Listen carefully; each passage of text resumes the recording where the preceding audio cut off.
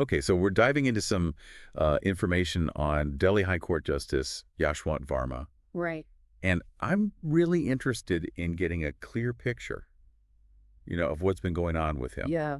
There are a lot of different pieces to this, and There are. yeah, we're going to try to connect the dots, make sense of it all for everyone. Absolutely. So let's start with the fire at Justice Varma's residence. Okay. March 14th, 2025, New Delhi. Okay, so this fire sounds like it was contained pretty quickly, Yeah, it was. and it started in a storeroom. That's right. Reports say it originated where stationery and household items were kept. Interesting. Okay. And, there were those initial reports about unaccounted cash Right. Right. at the residence. But we need to be clear here. The Delhi Fire Service Chief Atul Garg Okay. confirmed that his team did not find any cash. Okay. Good to get that cleared up right away. Yeah, absolutely. Now things get really interesting after this fire. Okay. The Supreme Court took two big actions. What can you tell us about those? So the Supreme Court initiated an in-house inquiry Okay. to look into the fire and what caused it. An in-house inquiry is basically an internal investigation done by the court itself. Okay. Makes sense. At the same time, the Supreme Court Collegium, Right. they proposed transferring Justice Varma to the Allahabad High Court. Mhm. Now, the Collegium, this is a group of senior judges who Yeah. handle judicial appointments and transfers. Okay.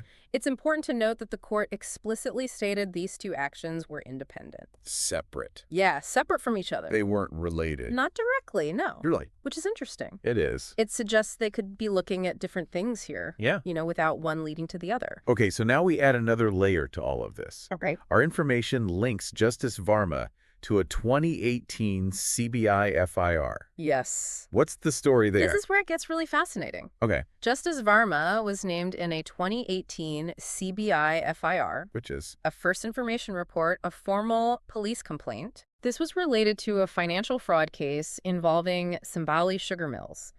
And at the time, Justice Varma was a non-executive director at the company, Wow. and he was accused of being involved in defrauding the Oriental Bank of Commerce Okay. of a pretty significant sum, about 97.85 crore. That's a huge amount. Yeah, it really adds some serious context to all of this. Definitely. It makes you think. It does. And to understand Justice Varma's work as a judge a little better, we have some information on a couple of big cases he's handled. Right. Fill us in. So in March 2024, he dismissed a plea from the Congress Party challenging a tax reassessment. He stated there was substantial evidence warranted further scrutiny. Oh, interesting. Josie, he likes to take a really close look at the evidence. He does. Then in October 2024, he upheld some arbitral awards that involved the Airports Authority of India. Okay. This basically reinforces the idea of limited judicial interference when it comes to arbitration. Right. So he believes in upholding those established processes. It seems that way, yeah. Interesting. Okay, so given all this, Yeah. what's the latest on Justice Varma's status? Well, as of right now, Justice Varma hasn't publicly commented on anything, Hmm. and he's been on leave ever since the fire. Really? So everything's still kind of up in the air? Very much so, yeah. Okay, so for our listeners, we've laid it all out.